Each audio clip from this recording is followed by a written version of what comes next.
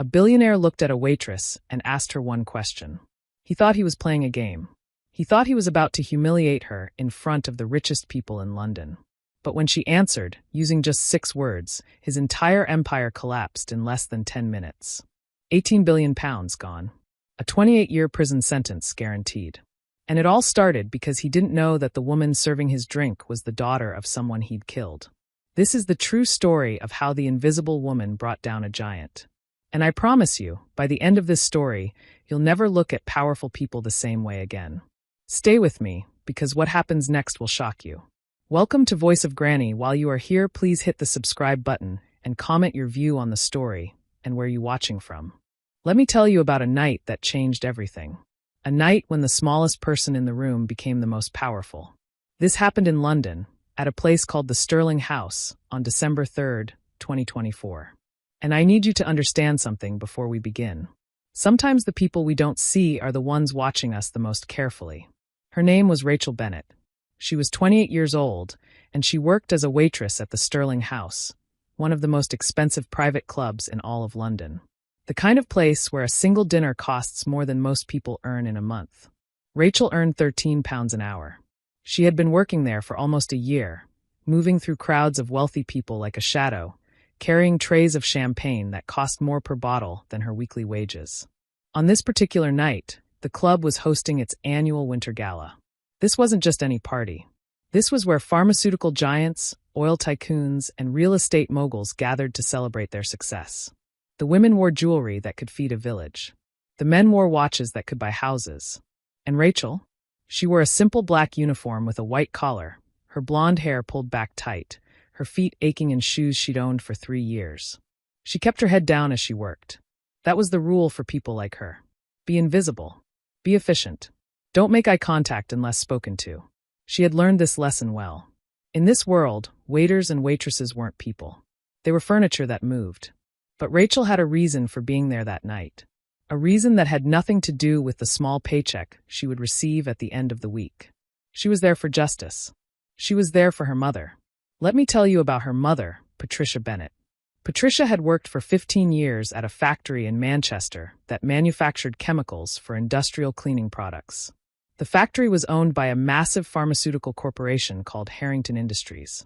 For 15 years, Patricia breathed in toxic fumes every single day. The ventilation system was broken. The safety masks they were given were cheap and useless. The workers complained, but the company ignored them. 3 years ago, Patricia collapsed at work. The doctors found stage 4 lung cancer. It had spread everywhere. She had never smoked a day in her life. The cancer came from the chemicals she breathed at that factory. Patricia and 40 other workers filed a lawsuit against Harrington Industries, demanding compensation for their medical bills and suffering. But Harrington Industries was powerful. They had lawyers that cost £1,000 an hour. They had connections in the government. They had money that could make problems disappear. The case was thrown out of court. The workers got nothing. Patricia died 6 months later in a small hospice room, struggling to breathe, her medical bills crushing Rachel with debt she could never repay. And the man responsible? The CEO of Harrington Industries? He was here tonight, celebrating at the Sterling House. His name was Thomas Whitmore. He was 62 years old, worth £18 billion, and he didn't lose a single minute of sleep over the workers his company had killed. Rachel's manager grabbed her arm as she refilled her tray in the kitchen. "Rachel, I need you in the diamond room. The VIP section." Sarah called in sick. Rachel's heart started beating faster. The diamond room. That's where Thomas Whitmore would be. "I usually work the main floor," Rachel said quietly. "Not tonight," her manager insisted. "It's triple pay for tonight. And if you refuse, don't bother coming back tomorrow." Rachel thought about the bills stacked on her kitchen table. The funeral expenses she was still paying off. The lawyer fees from the failed lawsuit. She needed every penny. "I'll do it," she whispered. She picked up her tray of expensive whiskey and walked through the heavy velvet curtains into the diamond room. The atmosphere was different here. Quieter. More intense. These weren't just wealthy people. These were the people who controlled the wealth. 15 men and women sat around a massive mahogany table, talking in low voices about mergers and acquisitions, about stock prices and political influence. And at the head of the table sat Thomas Whitmore. He looked exactly like he did in the newspapers. Tall, silver-haired, wearing a perfectly tailored navy suit that probably cost more than a car. He was laughing at his own joke, his voice booming with confidence. He was telling a story about how he'd crushed a competitor in the pharmaceutical industry. I told him, Whitmore laughed, his drink sloshing in his hand. You can keep your principles, or you can keep your business. You can't have both. The table erupted in sickening laughter. These people found cruelty entertaining. Rachel moved silently around the table, refilling glasses, replacing napkins. She made herself as small as possible. Her hands were shaking, but she kept them steady through pure willpower. She approached Whitmore's chair. His glass was nearly empty. She reached forward to replace it with a fresh one. Don't touch that, Whitmore said sharply. His voice cut through the laughter like a knife. Everyone went silent. Rachel froze, her hand hovering over the glass. Her heart was hammering so hard she thought everyone could hear it. I'm sorry, sir, she said softly, keeping her eyes down. You thought. Whitmore interrupted, turning in his chair to look at her. His eyes were cold, like looking into winter ice. I don't pay for waitresses who think. I pay for waitresses who follow orders. Yes, sir, Rachel whispered. She tried to back away, but Whitmore raised his hand. Wait, that single word felt like a trap closing. And Rachel knew, in that moment, that everything was about to change. Thomas Whitmore stood up from his chair. He was a big man, over 6 feet tall, and he used his size to intimidate people. Rachel was 5'4". She felt like a child standing before a school principal who enjoyed punishment. Whitmore walked around her slowly, looking her up and down like she was a piece of furniture he was considering buying. The other guests watched with amusement. This was entertainment for them, watching a powerful man toy with a powerless woman. What's your name? Whitmore asked. Rachel, sir. Rachel, he repeated, tasting the name. You look nervous, Rachel. Do I make you nervous? No, sir. I just want to do my job properly. Your job, Whitmore scoffed. He turned to address the table. Do you see this, everyone? This is the problem with the working class. No ambition. No vision. Content to carry trays while we carry the economy on our shoulders. A few people chuckled. Rachel felt her face burning with shame and anger. Tell me, Rachel, Whitmore continued, stepping closer. Do you know who I am? Yes, sir. You're Mr. Whitmore. And do you know what I do? Rachel knew exactly what he did. She knew about the factory. She knew about her mother. She knew about the 40 workers who got sick and received nothing. But she kept her voice neutral. You run Harrington Industries, sir. Run. Whitmore laughed. I built Harrington Industries from nothing. I employ 30,000 people across 5 countries.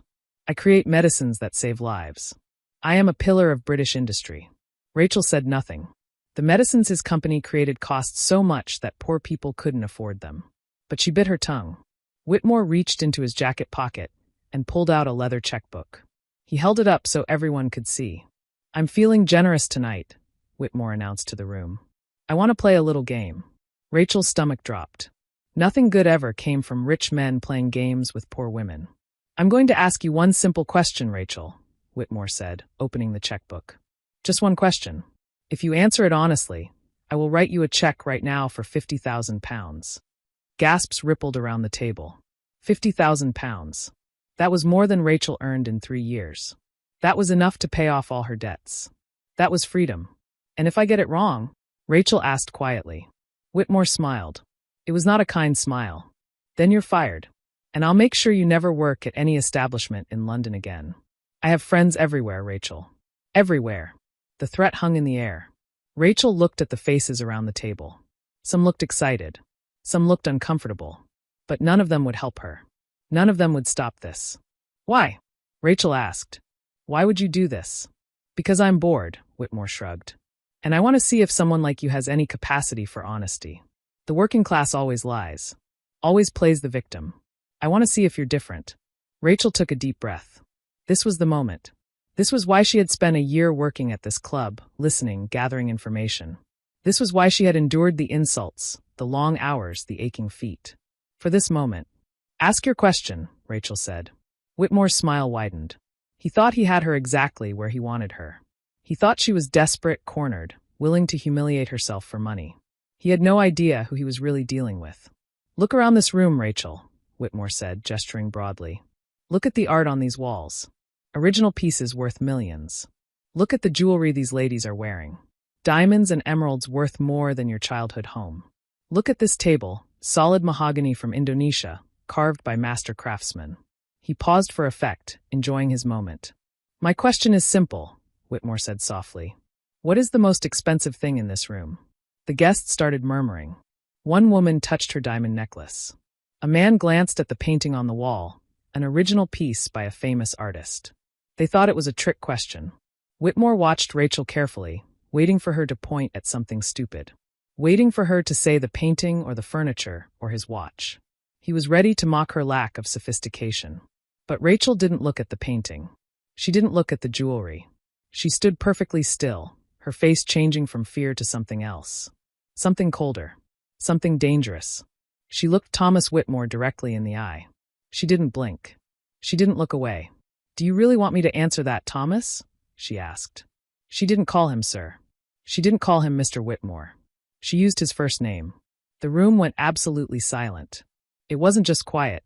It was the kind of silence that happens before lightning strikes. The guests looked at each other in shock. No one spoke to Thomas Whitmore like that. No one. Whitmore's smile faltered for just a second. A crack in his confidence. But he covered it quickly with a sneer. Thomas, he repeated.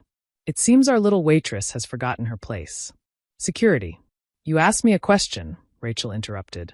Her voice wasn't loud, but it had a strange power to it. You offered £50,000 for an honest answer. Are you taking back your offer because you're afraid of what I'll say? Whitmore's hand hovered over the button under the table that would call security. But he stopped. His ego was too big. If he called security on a small waitress, he would look weak in front of his powerful friends. I fear nothing, Whitmore said coldly. Say whatever you want, girl. Then collect your severance pay and get out. Rachel smiled. But it wasn't a happy smile. It was the smile of someone who had been waiting for this moment for a very long time. All right then, Rachel said.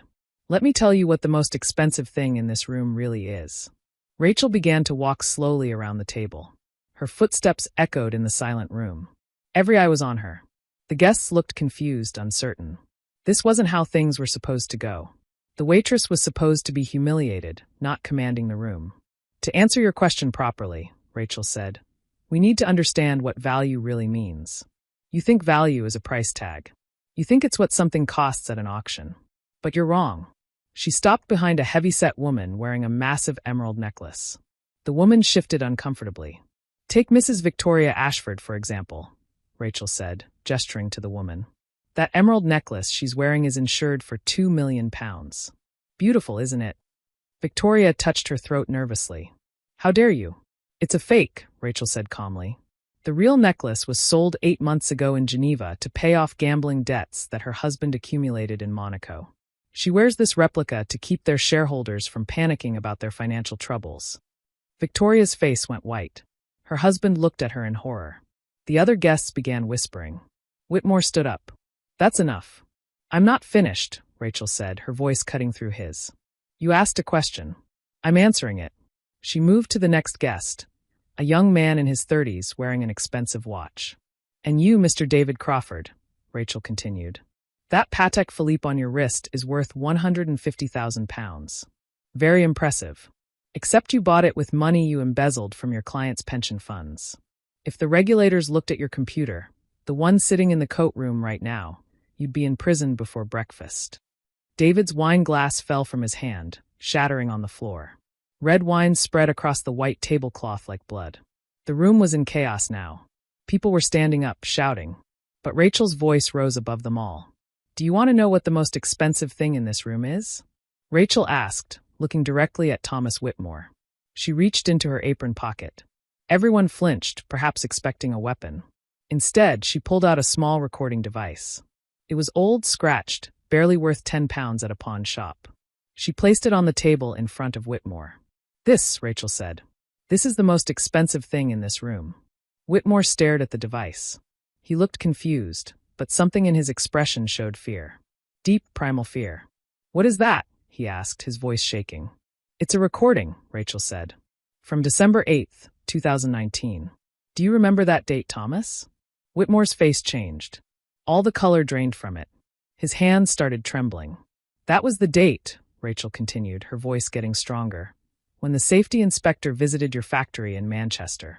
The factory where my mother worked, where she breathed toxic chemicals every single day for 15 years.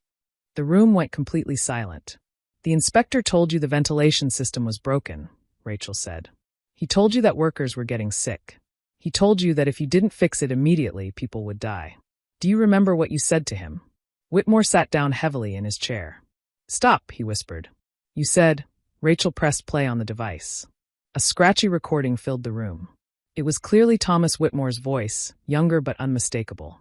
Listen carefully, the recorded voice said. I don't care about ventilation. I care about profit margins. Fixing that system costs £2 million. I'm not spending that money on factory workers who are replaceable. If they get sick, we'll settle quietly and make them sign non-disclosure agreements. I've got judges in my pocket. I've got politicians on my payroll. No one will touch me. Now take this envelope, write a passing report, and everyone wins. The recording clicked off. The silence that followed was deafening. Every person at that table stared at Thomas Whitmore in horror. They were sharks, and they smelled blood in the water. My mother, Rachel said, her voice breaking for the first time, was Patricia Bennett. She worked in that factory for 15 years. She died of lung cancer 3 years ago because you decided her life wasn't worth £2 million. Tears streamed down Rachel's face, but she didn't wipe them away. She wanted everyone to see them. 40 workers got sick, Rachel continued. 40 families filed a lawsuit. And you crushed them. You bought the judges. You bought the politicians. You made the case disappear. And then you came here to places like this and laughed about it. Whitmore looked around the table desperately. This is a setup. This recording could be fake. This woman is lying. I'm not finished, Rachel said. Because here's the thing, Thomas. You're not just on that recording. There are 12 other recordings. 12 other conversations where you admit to bribing officials, falsifying safety reports, and silencing sick workers. She pulled out her phone and held it up. And 5 minutes ago, Rachel said, before I walked into this room, I uploaded every single recording to the internet. I sent them to the BBC, to The Guardian, to Parliament, to the police. I sent them everywhere. Whitmore lunged across the table, trying to grab the phone. Give me that. It's too late, Rachel said, stepping back. It's already done. The world knows what you are. Whitmore fell back into his chair, his face in his hands. He looked like he had aged 20 years in 20 seconds. That recording, Rachel said quietly, cost my mother everything. It cost 40 families everything. But now, Thomas, it's going to cost you everything too. She looked at him with a mixture of pain and satisfaction. That's the most expensive thing in this room, Rachel said. The truth. And unlike your fortune, the truth can't be bought, can't be buried, and can't be destroyed. The doors to the diamond room burst open. It wasn't security coming to remove Rachel. It was Rachel's manager, looking pale and terrified, followed by 3 police officers. Mr. Whitmore, one of the officers said, a tall woman with a no-nonsense expression. I'm Detective Inspector Sarah Clark. We need you to come with us. Whitmore stood up, trying to regain some dignity. This is absurd. Do you know who I am? I'll have your badge. We've heard the recordings, sir, the detective interrupted. All 12 of them. We've also received testimony from the factory safety inspector you bribed. He's turned state's witness. We're arresting you for corporate manslaughter, bribery, obstruction of justice, and fraud. The other guests began scrambling toward the exits.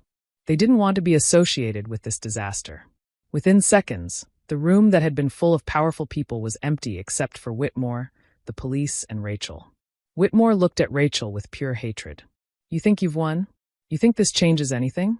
I have the best lawyers in the country. I'll be out by morning. Perhaps, Rachel said quietly. But you won't have your company anymore. As if on cue, her phone buzzed. She looked at the screen and held it up so Whitmore could see. That's a news alert, Rachel said. Your board of directors held an emergency meeting 20 minutes ago.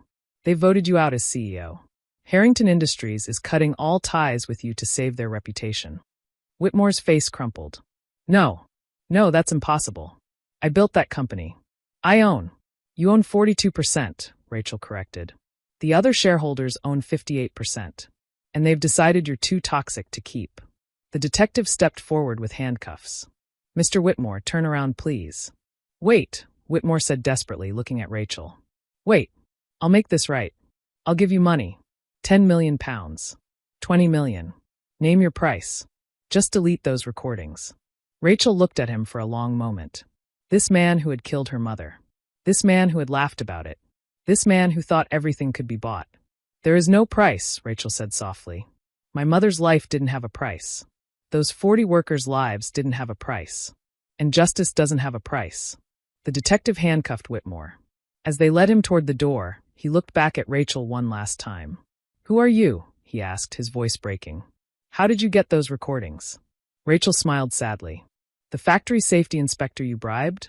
His name was James Harrison. He was my uncle, my mother's brother. He wore a wire to every meeting with you because he knew, eventually, someone would be brave enough to use the evidence. He died of guilt 2 years ago, but he left me everything. She paused. I spent a year working here, watching you, waiting for the perfect moment. You thought I was invisible. You thought I was nothing. But the invisible people are the ones who see everything. Whitmore was led away, and Rachel could hear him sobbing as the police took him down the hall. The manager approached Rachel nervously. Rachel, I didn't know. About your mother. About any of this. I know, Rachel said tiredly. That's why I never told you. You would have stopped me. You're fired, of course, the manager said. I can't have you working here after this. I quit a week ago, Rachel said. I just didn't tell you. She took off her apron and laid it on the table. Then she walked out of the diamond room, out of the Sterling house, and into the cold London night. Outside, a crowd had gathered. News vans lined the street, their cameras pointed at the building. Someone had leaked that Thomas Whitmore was being arrested. Reporters shouted questions at the police cars.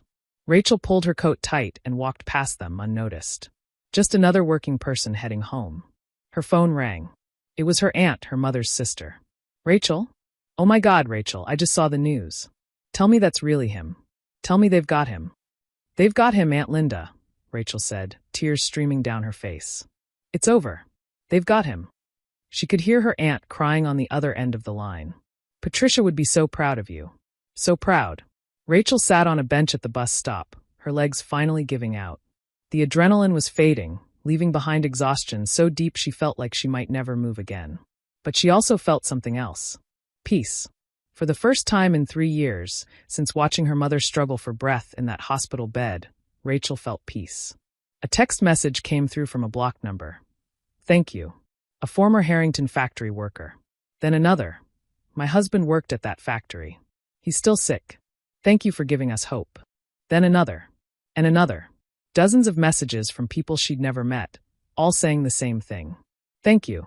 Rachel looked up at the London sky. It was starting to snow, soft flakes drifting down like feathers. We did it, Mum, she whispered to the night. We did it. The bus arrived, its brakes hissing. Rachel stood up, picked up her bag, and got on. She paid her fare with coins from her pocket and found a seat in the back. As the bus pulled away from the Sterling house, she looked back one last time. Police lights still flashed. Reporters still shouted. The building that had represented power and privilege was now the scene of a crime. And Rachel Bennett, the invisible waitress, had brought it all down. 6 months later, Rachel stood in a very different room. It wasn't glamorous like the Sterling house. The walls were plain white, the chairs were plastic, and the fluorescent lights hummed overhead. But this room was more important than any diamond-filled dining hall. This was courtroom number 7 at the Old Bailey, London's Central Criminal Court. And today was the day of Thomas Whitmore's sentencing. The trial had been the biggest news story in Britain for months. The recordings Rachel had released went viral around the world. They'd been played on every news channel, analyzed by every legal expert, shared millions of times on social media. The evidence was overwhelming. Not just the recordings, but testimony from dozens of workers, from the safety inspector, from whistleblowers inside Harrington Industries who finally felt safe enough to speak. The whole rotten system that Whitmore had built came crashing down like a house of cards. Rachel sat in the public gallery, wearing a simple gray dress. Next to her sat 15 other people, all family members of workers who had died at the Manchester factory. They held hands, supporting each other. The judge entered, and everyone stood. Judge Margaret Foster was known for being fair but strict. She looked at Thomas Whitmore with an expression of cold disapproval. Whitmore looked nothing like the confident billionaire from that night at the Sterling house. He'd lost weight. His expensive suit hung loose on his frame. His silver hair had turned white. Prison had broken him in ways that money never could. "Mr. Whitmore," the judge said, her voice echoing in the quiet courtroom. "I have presided over many cases in my career, but few have shown such callous disregard for human life as yours. You had the power to save people, and you chose profit instead. You had the opportunity to do right, and you chose corruption." Whitmore kept his head down, staring at his hands. "The evidence shows that you knowingly allowed dangerous working conditions to continue," the judge continued. "You bribed officials. You falsified safety reports. And when workers became sick and dying, you used your wealth and influence to silence them. You treated human beings as disposable resources." Rachel felt tears on her cheeks, but she didn't wipe them away. These were good tears. These were tears of relief. "I am sentencing you to 20 years in prison for corporate manslaughter," the judge said. "An additional 5 years for bribery and corruption. And a further 3 years for obstruction of justice. These sentences will run consecutively. That's 28 years total." Gasps filled the courtroom. It was one of the longest sentences ever given for corporate crimes in British history. "Furthermore," the judge added, "I am ordering the seizure of your personal assets to establish a compensation fund for the victims and their families. Every penny you made while those workers suffered will now go toward helping them." Whitmore finally looked up, tears streaming down his face. "Please," he said, his voice cracking. "I'm 62 years old. 28 years means I'll die in prison." The judge looked at him without sympathy. "Patricia Bennett was 53 when she died struggling to breathe because of your factory.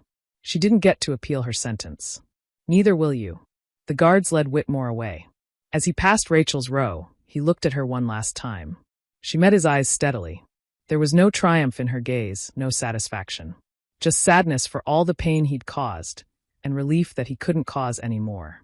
After the sentencing, Rachel stood outside the courthouse with the other families. News cameras surrounded them, reporters shouting questions. But this time Rachel didn't hide. She stepped forward to the microphones. "My mother, Patricia Bennett, was a good woman," Rachel said, her voice strong and clear. "She worked hard every day of her life. She trusted her employer to keep her safe. That trust was betrayed." She paused, looking directly into the cameras. "This case isn't just about one bad man or one bad company," Rachel continued. "It's about a system that allows powerful people to treat workers as worthless. It's about how money can buy silence, but it can't buy truth.